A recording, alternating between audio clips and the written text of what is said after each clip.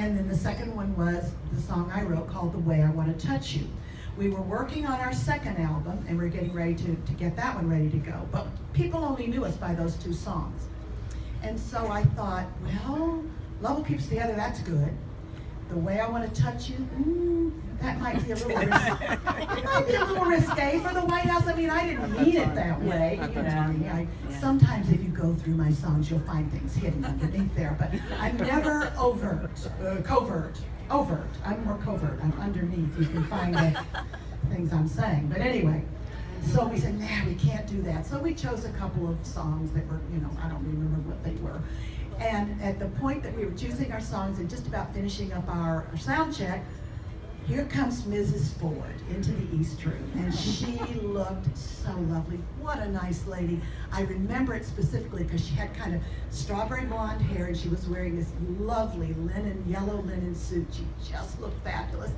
And I had a little chat with her. She said, come here, I'd like to talk to you. What are you going to play?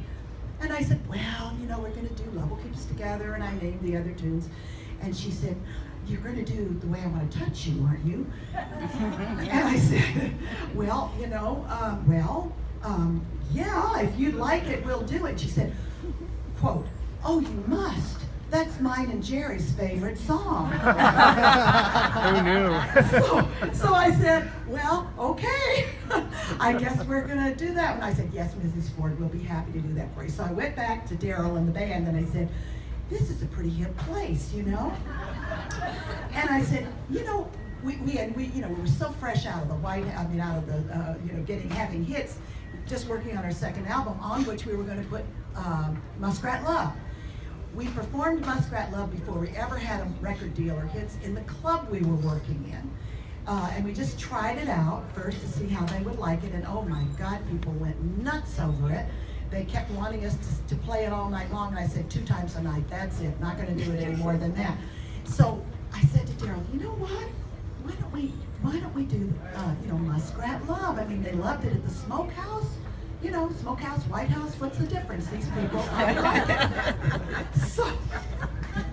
So we started off with some nice little up-tempo song, and then we finally got to Muskrat Love. Now here you have to understand, here I am, about the same distance from where you guys are from me in the East Room. I'm playing the electric piano and singing from there.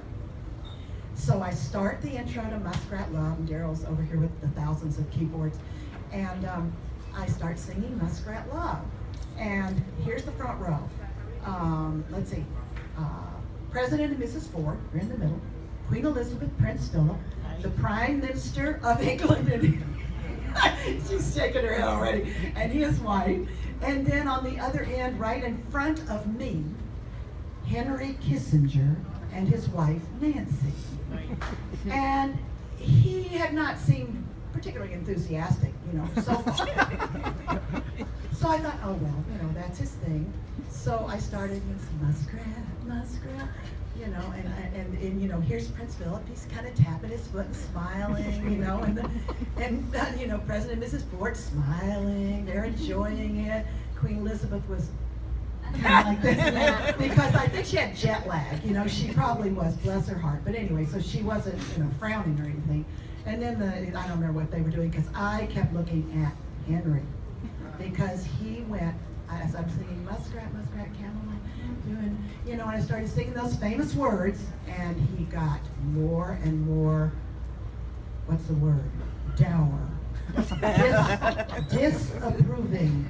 And he's right there where you are, and I'm playing going, uh-oh, this isn't going well. And I started, you know, getting flop sweat because I thought, oh, this is not going well, but I was stuck, I had to play. So he's looking like this with his arms crossed. Then he turns around with his wife Nancy to talk to whoever is in back of him, and while I'm singing, I'm thinking, oh, what's he saying? You know, does he hate this? What is it? And then Daryl started doing the muskrat sounds that he did, you know, in the little chorus. Oh, that was the end. I knew that was it. So we finished the song, and I'm just thinking, oh my God, I can't wait for this song to end. We finished the song, and he never applauded. He just looked at me.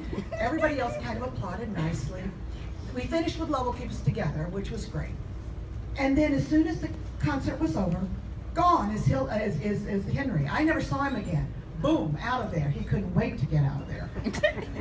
You know, the President and Mrs. Ford and Queen Elizabeth and Prince Philip and all the people, they all came up and they were very nice, but So I kind of got my revenge at Henry over the years, because whenever I performed Muskrat Love in concert, I always dedicated it to Henry Kissinger, wherever he may be. And you know, I don't know yet if Henry knows his association with muskrats, but I hope he learns it someday.